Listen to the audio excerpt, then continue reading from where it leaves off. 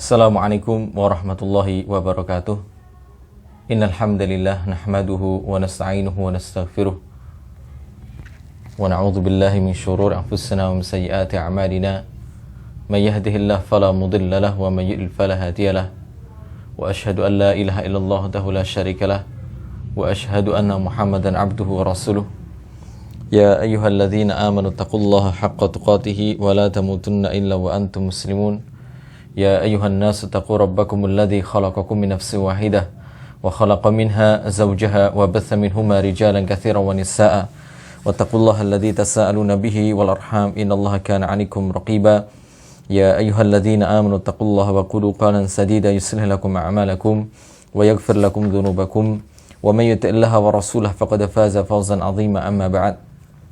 Fa inna asdaqal hadithi kitabullah wa khairul hadi hadi Muhammadin sallallahu alaihi wa ala alihi wasallam wa syarrul umuri muhdatsatuha fa inna kulla bid'atin dhalalah.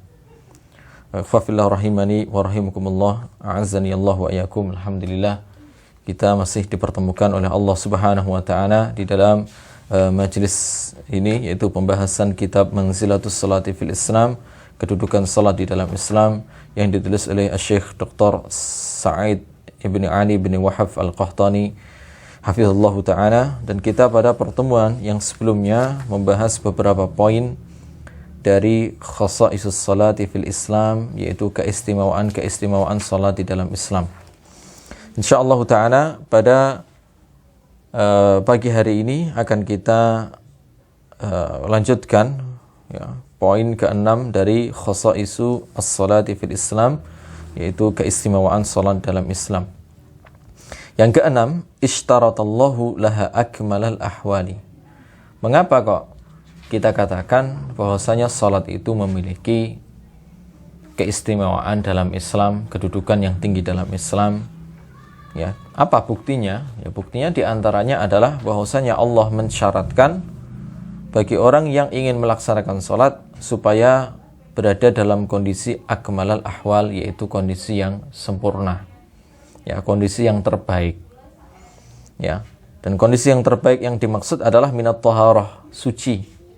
Ya, kondisi yang suci.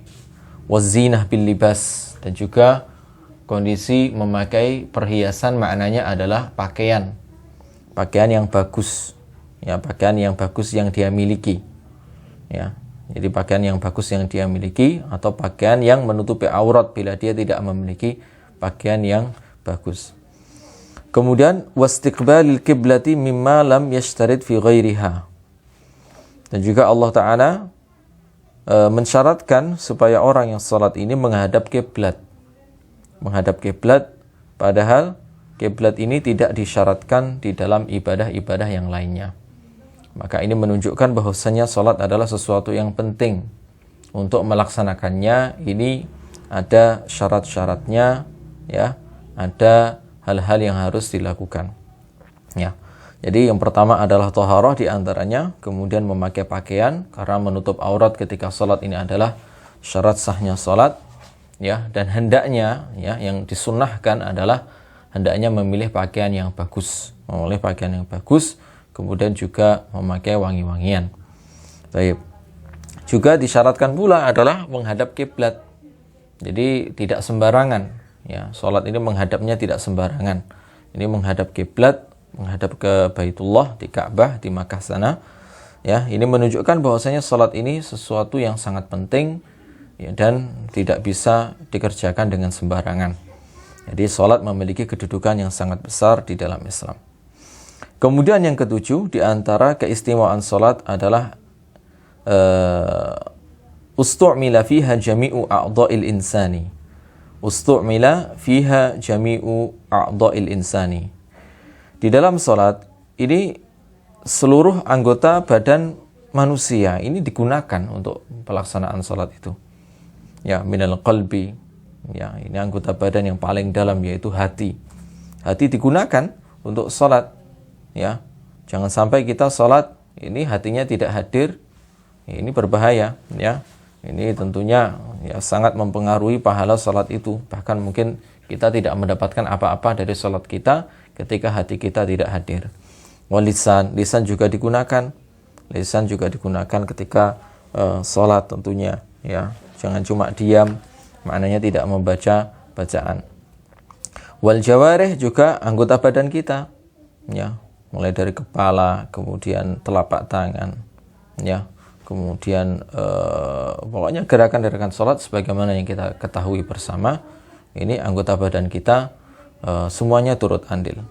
Walaysa dzalika li ghairiha, dan tidaklah ada, ya, penggunaan seluruh anggota badan kita ini li ghairiha, bagi ibadah selain sholat, ya, bagi ibadah selain sholat, ya, ibadah-ibadah selain sholat ini tidak sampai menggunakan seluruh anggota badan, ya. Berarti ini menunjukkan bahwasanya sholat ini memiliki kedudukan yang besar, kedudukan yang tinggi di dalam Islam. Kemudian yang kedelapan, naha an yashtaghila fiha bi ghairiha hatta bil khatrati, ya, hatta bil khatirati wal lafzati wal fikrati. Jadi Allah Ta'ala melarang seorang yang sholat ini sibuk dengan kegiatan selain sholat. Jadi ketika sholat tidak boleh seseorang sibuk dengan kegiatan di luar sholat, ya. Hatta bil khatirah, sampai dengan khatirah, yaitu bayangan-bayangan dan pikiran-pikiran ini hendaknya ditinggalkan, ya. Jadi kalau bayangan atau pikiran, ya, ini tidak sampai membatalkan salat. Wal lafzah, lafaz maknanya berbicara. Kalau ini membatalkan salat kecuali apabila memang sangat diperlukan. Ya. Seperti misalnya imamnya keliru, ya, dan ketika imam teriaki subhanallah dia tetap tidak paham. Ini sebagian ulama ini disebutkan dalam kitab-kitab fikih, ya. Ini membolehkan makmum untuk memberitahu seharusnya apa yang dia lakukan, ya, yang seharusnya dilakukan oleh imam, ya. Misalnya imam sujudnya kurang satu gitu, ya. Imam sujud kurang satu. Kemudian imam langsung atahiyat, ya. Atahiyat. Padahal sujudnya masih satu kali. Makmum kemudian bilang subhanallah. Nah, maka imam yang pertama kali terlintas dalam pikirannya, berarti ini bukan tasyahud. Ini kelihatannya saya masih harus berdiri lagi. Imam berdiri. Dibilangin lagi subhanallah. Ya, bingung lagi imam, loh. Ini tasyahud salah, berdiri salah. Terus apa yang benar? Bingung, kadang orang seperti itu bingung. Ya, pernah terjadi. Jadi imamnya ini, ya, bingung, sujudnya kurang satu, akhirnya dia membatalkan sholat. Ya, dia mengatakan kepada jamaahnya, ya, berhenti, ya, sholatnya bubar dulu, ya, mulai dari awal. Ini, ya, daripada seperti itu, ya, maka kita memakai qaul atau pendapat, ya, sebagian para ulama yang mengatakan boleh ketika kondisi darurat, ya, imam nggak paham, ini hendaknya kita boleh untuk memberitahu imam apa yang harus dilakukan, ya, misalnya berkata sujud dan seterusnya, ya, diminimalisir sampai benar-benar imamnya itu memahami kekurangannya apa, kesalahannya apa agar diperbaiki, ya. Taib. Wal fikrah, ataupun pikiran, ya, pikiran selain salat ini hendaknya dihindari. Jadi pikiran-pikiran selain salat ini hendaknya dihindari. Meskipun ada sebagian riwayat dari Umar bin Khattab radhiyallahu anhu bahwasanya beliau ini ketika salat ini beliau memikirkan cara untuk mengalahkan musuh. Ini ada sebagian atsar yang menyebutkan bahwasanya Umar bin Khattab radhiyallahu anhu tatkala salat ini memikirkan bagaimana cara mengalahkan musuh, menaklukkan suatu negeri, ya. Beliau memikirkan strategi itu, ya. Kemudian beliau juga setelah sholat menjelaskan itu kepada jamaah yang hadir. Beliau mengatakan, aku tadi memikirkan bagaimana cara mengalahkan musuh dalam peperangan ini dan ini, ya. Maka para ulama mengatakan hendaknya ini tidak dijadikan sebagai kebiasaan, satu. Kemudian yang kedua adalah hendaknya yang dipikirkan itu bukan perkara dunia, tapi perkara ibadah yang lainnya, ibadah Contohnya dalam hal ini adalah jihad fi fisabilillah, dan tentunya kita tidak ragu lagi bahwasanya jihad adalah amalan yang besar. Dan itu pun tentunya tidak layak apabila dilakukan sesering-seringnya, tidak layak bila dilakukan sering-sering. Baik. Kemudian yang ke-9, hiya dinullah alladzi yadinu bihi ahlus samawati wal ardi. Bahwasanya salat itu adalah agama Allah Ta'ala yang penduduk langit dan bumi ini beragama dengannya. Maknanya salat itu adalah ibadah. Salat adalah ibadah yang dijalankan oleh penduduk langit sekaligus penduduk bumi. Jadi bukan sekedar penduduk bumi saja yang melaksanakan salat, tapi juga penduduk langit, ya, para malaikat, ya, para malaikat, para nabi yang mereka apa? Berada di atas langit, mereka juga melaksanakan apa? Melaksanakan salat. Taib. Wa hiya miftahu syara'il anbiya. Dan salat adalah kunci syariat para nabi. Jadi salat adalah kunci syariat para nabi. Walam yub'ats nabiyyun illa bis salati, dan tidaklah diutus seorang nabi illa bis salati, melainkan ya di antara ajaran atau wahyu yang diwahyukan kepada nabi itu adalah ya salat. Ya, maknanya tidak ada seorang nabi pun yang diutus kecuali pasti dia diwahyukan kepadanya untuk melaksanakan salat. Jadi salat ini adalah suatu ibadah yang dilaksanakan oleh penduduk langit sekaligus penduduk bumi, ya. Kemudian salat itu merupakan ibadah yang seluruh nabi ini diperintahkan untuk melaksanakannya. Jadi seluruh nabi diperintahkan untuk melaksanakan salat, ya. Dan kaumnya juga diperintahkan untuk melaksanakan salat. Kemudian yang terakhir dari keistimewaan salat yang disebutkan di dalam kitab ini, tentunya masih banyak keistimewaan yang lain yang tidak disebutkan dalam kitab ini. Yang ke-10 adalah qurinat bit tasdiqi, ya. Salat itu digandengkan dengan tasdiq. Tasdiq yaitu membenarkan ya agama Allah Ta'ala, wahyu dari Allah Subhanahu wa Ta'ala. Maknanya orang seandainya dia tidak melaksanakan salat, ini sulit baginya untuk apa? Membenarkan apa yang datang ya dari wahyu Allah, ya, atau dari kalam Rasulnya. Maknanya seperti itu, ya. Jadi orang yang jauh dari agama, dia tidak melaksanakan salat, ketika mendengar wahyu, ketika mendengar ayat dibacakan, atau ketika mendengar hadis Rasulullah SAW dibacakan, sikap mereka seringkali yang terlihat adalah bukan mendengarkan, bukan tunduk, tapi adalah menyepelekan, ya, tidak percaya dan seterusnya. Mengapa? Ya karena mereka, ya, walaupun mungkin KTP-nya Islam, tapi mereka apa? Tidak melaksanakan salat. Jadi seakan tidak merasa bahwasanya yang dibacakan di hadapan mereka itu adalah firman Allah, ya, atau sabda Rasul sallallahu alaihi wasallam. Jadi salat itu digandengkan dengan tasdiq, yaitu pembenaran agama Allah Ta'ala, ya, yaitu membenarkan agama Allah. Biqaulihi, dengan firman Allah, fala saddaqa wala shalla walakin kadzdzaba wa tawalla. Dia tidak membenarkan agama Allah dan dia tidak salat, ya. Walakin kadzdzaba wa tawalla, dan dia ya mendustakan sekaligus kemudian berpaling dari agama Allah, berpaling dari beribadah kepada Allah. Wa khasaisus salati katsiratun jiddan, dan keistimewaan salat itu sangatlah banyak, la tuqasu bi ghairiha, ya, dan tidak bisa dibandingkan dengan ibadah-ibadah yang lain. Baik. Sekarang kita masuk kepada pembahasan selanjutnya, al-mabhatsul khamis, yaitu pembahasan yang kelima, hukmu tarikis salati, hukum orang yang meninggalkan salat. Jadi hukum orang yang meninggalkan salat ini dibahas oleh para ulama di dalam kitab-kitab mereka.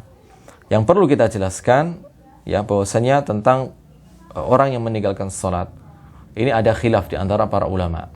Ya, jadi orang yang meninggalkan salat selama dia masih meyakini wajibnya salat, di orang yang meninggalkan salat ini bagaimana hukumnya, ya?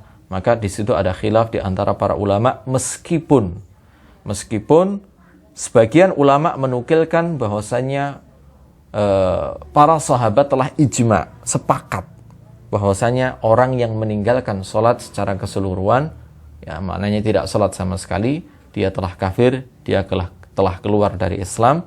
Ini sebagian ulama menukilkan asar atau riwayat ya dari sahabat yang menunjukkan bahwasanya mereka telah bersepakat ya, di dalam kufurnya atau kafirnya orang yang meninggalkan sholat secara keseluruhan. Ya, namun penukilan ini dinilai oleh sebagian ulama ahli hadis, bahkan banyak di antara mereka yang mengatakan penukilan ini tidak sah. Ya, asarnya lemah atau dhaif. Ya, asarnya lemah atau dhaif, riwayatnya lemah atau dhaif, sehingga tidak bisa ditetapkan bahwasanya para sahabat telah ijma', telah sepakat bahwasanya para sahabat telah bersepakat bahwasanya orang yang meninggalkan salat secara keseluruhan ini adalah kafir. Ya, jadi permasalahannya adalah apakah asar tersebut atau riwayat ya yang menjelaskan bahwasanya sahabat ini bersepakat orang yang meninggalkan salat ini kafir, keluar dari Islam, ini apakah asarnya atau riwayatnya ini sah ataukah tidak? Masalahnya ada di situ. Ya, jadi banyak yang mengatakan asarnya tidak sahih, tidak sah. Ya, asarnya tidak sahih atau tidak sah. Ya, asarnya diriwayatkan oleh Imam Tirmidzi, ada yang menghasankan, ada yang mendhaifkan, ada yang melemahkan, ya, sehingga untuk mengatakan bahwasanya para sahabat telah bersepakat bahwasanya orang yang meninggalkan salat itu kafir, ini tentunya berat, ya. Terlebih lagi telah terbukti bahwasanya ya para ulama telah berselisih pendapat tentang orang yang meninggalkan salat secara keseluruhan tersebut. Baik. Kita baca. Al-mabhasul khamis, pembahasan yang kelima, hukmu tarikis salati, hukum orang yang meninggalkan salat. Tarkus salati al-mafrudati, meninggalkan salat yang fardu itu kufrun, itu adalah kekufuran. Ya. Tarkus salati al-mafrudati kufrun. Ini pendapat yang dikuatkan oleh Syekh Dr. Sa'id bin Ali bin Wahab Al-Qahtani. Beliau tidak menyebutkan siapa saja ulama yang mengatakannya dan kemudian siapa saja ulama yang menyelisihinya. Dikarenakan kalau itu disebutkan, ini terlalu panjang pembahasannya. Tentunya kitabnya tidak seringkas ini, ya kan ya. Kitabnya akan tebal, ya. Ditarjih, disebutkan dalil-dalilnya, ya. Kemudian mana yang lebih kuat di antara dua pendapat para ulama tersebut. Bahkan pendapatnya sebetulnya ada banyak, ya. Apa yang disebut meninggalkan salat yang mengkafirkan itu, apakah meninggalkan salat secara keseluruhan ataukah sebagiannya dan seterusnya, ini ada perselisihan. Ya, kemudian juga akan disebutkan nanti ibadah apa saja yang ketika ditinggalkan kufur, ya, beserta perselisihan para ulama di dalamnya. Ini tentunya akan panjang. Jadi beliau nanti hanya mengisyaratkan kalau di sana ada khilaf. Kalau di sana ada khilaf atau perselisihan para ulama di dalam hukum orang yang meninggalkan salat. Ya, jadi orang yang mempelajari kitab-kitab fikih muqaranah atau perbandingan mazhab nanti akan mengetahui hal tersebut. Ya. Namun beliau di sini menyebutkan pendapat yang rajih, yang kuat menurut beliau. Ingat, kuat menurut siapa? Menurut beliau. Sebagian penuntut ilmu, apalagi yang baru ngaji-ngaji gitu ya. Ini kalau dibacakan kitab pendapat yang rajih mana? Pendapat yang rajih adalah ini, ya. Ini padahal rajih menurut penulisnya, ya, kuat menurut penulisnya. Sehingga dengan itu dia memaksakan kepada orang lain yang mengatakan, ya kan pendapat yang rajih seperti ini, yang kuat seperti ini kan. Dia sudah berani mengatakan seperti itu. Kuat menurut siapa kan itu kan ya. Setiap penulis menguatkan ya apa yang ada ya pada dirinya, maknanya pendapat yang sesuai ya yang lebih sesuai dengan dalil menurut dirinya. Ya, belum tentu rajih menurut seorang syekh, kemudian rajih menurut syekh yang lain kan gitu. Ya, seperti madhab Hambali merajihkan pendapatnya. Ya, ulama madhab Hambali merajihkan pendapat mereka. Kemudian madhab Syafi'i merajihkan pendapat mereka. Ulama ahli tahqiq, ya, ahli muqaranatul madzahib atau pakar perbandingan madhab merajihkan pendapat atau menguatkan pendapat yang sesuai dengan ya apa yang mereka ilmui. Kemudian para ulama yang lainnya ini ya merajihkan atau menguatkan pendapat yang sesuai dengan apa yang mereka ilmui. Dengan ilmu seseorang itu berbeda-beda, maknanya tingkatannya bertingkat-tingkat. Ya, tentunya ini tidak bisa kita pastikan sesuatu yang disebutkan rajih dalam satu kitab atau kuat dalam satu kitab berarti itulah yang benar. Adapun yang menyelisihinya pasti salah, maka ini adalah sikap yang tidak dibenarkan. Sikap yang tidak dibenarkan. Oleh karena itu kadang orang, ya, karena itu kita kadang melihat orang yang memaksakan pendapat fikih padahal di sana ada khilaf dan seterusnya, ya, dengan mengatakan yang rajih ini, padahal rajih itu adalah rajih menurut buku yang dia baca atau rajih menurut ustadz yang dia dengarkan darinya, maka tentunya ini adalah sikap yang tidak arif, ya. Faman tarakaha jahidan liwujubiha, barang siapa yang meninggalkan salat jahidan, ya, karena menolak kewajiban salat itu, ya, atau menentang kewajiban salat itu, kafara kufron akbara, maka dia telah kafir dengan kekafiran yang besar, ya, bi ijma'i ahli ilmi, dengan kesepakatan ahli ilmu, ya. Kalau ini ulama memang bersepakat di atasnya.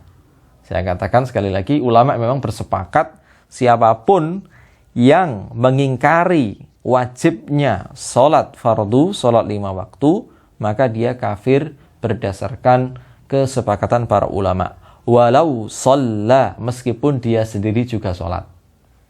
Seorang yang sholat, rajin sholat, tidak pernah ketinggalan sholat jamaah, tidak pernah ketinggalan, ya, sholat sunnah sekalipun, sholat sunnah, sholat di masjid, ya, tidak pernah ketinggalan takbiratul ihram, zikir lama, tapi dia meyakini sholat fardu, sholat 5 waktu itu tidak wajib, maka dia telah kufur, telah keluar dari Islam. Ya, karena Islam itu bukan sekedar amalan, bukan sekedar syariah saja, tapi Islam juga akidah, keyakinannya dia terhadap sholat bagaimana, kan gitu. Ya, jadi Islam seperti itu. Jadi bukan sekedar orang itu nampaknya bagaimana kemudian dihukumi dengan apa yang dia lakukan, tidak dengan demikian. Bagaimana? Apa yang dia yakini? Keyakinannya bagaimana? Kalau dia sampai mengingkari wajibnya sholat 5 waktu, berarti dia mengingkari rukun Islam, ya. Mengingkari apa? Mengingkari rukun Islam. Ini tentunya adalah kekafiran. Ini kesepakatan para ulama. Ulama telah bersepakat seperti itu. Ya. Amma man taraka sholata, adapun orang yang meninggalkan salat bil kulliyati, dengan keseluruhan alias tidak salat belas, sama sekali tidak salat. Ya. Berarti kalau orang masih bolong-bolong salatnya, kadang salat, kadang tidak, berarti tidak masuk pembahasan kita. Berarti tidak masuk pembahasan kita. Insyaallah orang yang seperti itu masih muslim. Ya, orang seperti itu masih muslim. Ya, adapun yang menjadi pembahasan kita adalah orang yang tidak sholat sama sekali. Ya, dia mengucapkan 2 kalimat syahadat. Ya. Kemudian dia tidak sholat sama sekali. Meninggalkan sholat secara keseluruhan. Wa huwa ya'taqidu wujubaha, dengan syarat dia masih meyakini kewajiban sholat. Kalau dia mengingkari kewajiban sholat, ya hukumnya seperti yang awal tadi. Dia kafir berlandaskan kesepakatan para ulama. Ya, berdasarkan kesepakatan para ulama dia telah kafir. Jadi pembahasan yang kedua ini, dia meninggalkan sholat secara keseluruhan, tidak sholat sama sekali. Dan dia masih meyakini wajibnya sholat 5 waktu itu. Wala yajhaduha, dia tidak menentang kewajiban sholat. Ya. Fa innahu yakfuru, maka dia juga telah melakukan kekufuran, tapi beliau di sini dalam kalimat ini beliau tidak menyebutkan kufurnya kufur besar atau kufur kecil. Ya, besar kecilnya dari kufur itu dijelaskan pada kalimat selanjutnya. Ini pendapat yang beliau kuatkan. Was-sahihu min aqwali ahli ilmi. Ini yang perlu kita perhatikan. Was-sahih, dan pendapat yang sahih, pendapat yang rajih, pendapat yang kuat menurut beliau, menurut Syekh Dr. Ali Wahab Al-Qahtani, min aqwali ahli ilmi, di antara ucapan-ucapan ahli ilmu. Jadi pendapat yang rajih, pendapat yang kuat di antara pendapat-pendapat ahli ilmu, di antara pendapat-pendapat ulama, ini menjelaskan, mengisyaratkan kepada kita bahwasanya di sana ada khilaf, ada perselisihan pendapat. Ada khilaf, ada perselisihan pendapat. Ya, beliau mengisyaratkan itu. Ya, meskipun di akhir pembahasan ini beliau mengatakan ada ijma' atau kesepakatan dari sahabat yang mengatakan orang yang meninggalkan sholat itu kafir. Ya, ini ijma' itu dikuatkan oleh beliau dan beliau menguatkan bahwasanya ijma' tersebut memang benar-benar ada. Ya, namun ijma' tersebut ini tidak dikuatkan dan didhaifkan atau dilemahkan riwayatnya oleh sebagian ahli hadis, ya, sebagian ulama. Jadi yang sahih, yang rajih menurut beliau, ya, setelah menimbang-nimbang perkataan para ahli ilmu dan khilaf mereka, anna kufrahu akbaru, bahwasanya kufurnya itu besar. Kufurnya adalah kufur yang besar. Yukhriju minal islami, yang mengeluarkan pelakunya dari Islam. Jadi tadi beliau mengatakan, ya, orang tersebut kufur, tapi beliau belum menjelaskan kufurnya besar ataukah kecil, mengisyaratkan bahwasanya di sana ada perselisihan pendapat. Ada sebagian ulama yang mengatakan kufurnya kufur kecil, ya, dikarenakan, ya, disebut kufur dikarenakan dosa salat itu, dosa meninggalkan salat, dosa meninggalkan salat itu dosa yang besar.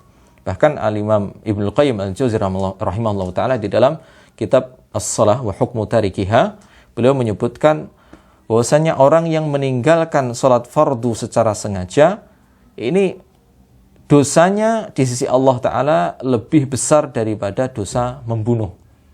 Ya, lebih besar daripada dosa mencuri, lebih besar daripada dosa zina, ya, atau meminum khamr. Jadi, orang yang meninggalkan sholat ini dosanya sangat besar, lebih besar daripada dosa-dosa itu semua. Silahkan dilihat di dalam kitab As-Shalah wa Hukmu Tarikiha, karya Al-Imam Ibnu Qayyim Al-Jauzi rahimallahu ta'ala. Ya.